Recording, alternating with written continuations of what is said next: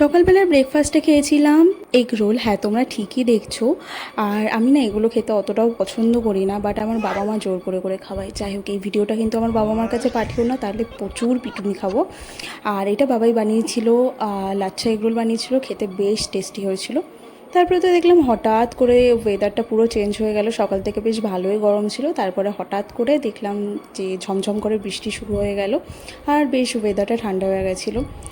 তারপর তো half lunch করতে করতে আমার হঠাৎ করে মনে পড়লো যে এই বাবা, আমি তো লাঞ্চের ভিডিওই করে রাখিনি। যাই হোক, মা লাঞ্চের জন্য বানিয়েছিল কচু আলু চিংড়ি দিয়ে একটা তরকারি আর পমফ্রেট মাছ। আমি যে 3-4 রকমের মাছ খাই তার মধ্যে এটা একটা আমার ভীষণ ভালো লাগে খেতে।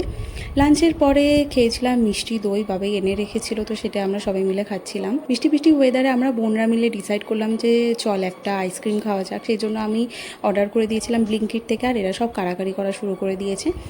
আমি অর্ডার করেছিলাম আমুলের চকলেট ব্রাউনি আইসক্রিম। যাদের ডার্ক চকলেট পছন্দ তাদের এটা ডেফিনেটলি পছন্দ হবে। আর বাবাই খাচ্ছিল মাদার ডেয়ারি গো লো আমন্ড চকলেট আইসক্রিম। যারা সুগার পেশেন্ট আছো তাদের জন্য এটা খুবই ভালো, আর এর মধ্যে মিষ্টিটা অনেকটা কম আছে। তারপর সন্ধ্যেবেলা তো বাবাই মাসি মেশো ওরা সবাই বেরিয়েছিল, আর বাবাই হঠাৎ করে ফোন করে বললো যে যদি ফুচকা খেতে চাস তাহলে চলে আয়। তো সেই মতো আমরা ঢ্যাং ঢ্যাং করে চলে আসলাম সবাই। আর এই কাকুটা না 2-1 দিন পর পরই আমাদের বাড়ির সামনে আসে ফুচকা নিয়ে, আর আলুটা বেশ ভালোই মাখে, সেই জন্য আমরা সবাই পাতা হাতে দাঁড়িয়ে পড়লাম ফুচকার লাইনে। বাড়ি এসে দেখলাম যে মা বানাচ্ছে চিকেন স্যাটে, গরম গরম ভেজে ভেজে তুলছে, তাই জন্য আমরা সবাই প্লেটে করে নিয়ে বসে পড়লাম। আর সকাল থেকে যেহেতু আমি টুকটুক করে অনেক কিছু খেয়ে ফেলেছি, তো আমার রাত্রিবেলা ডিনার করতে ইচ্ছা করছিল না। That's it. দেখা হবে নেক্সট মিনিট ব্লগে। টাটা।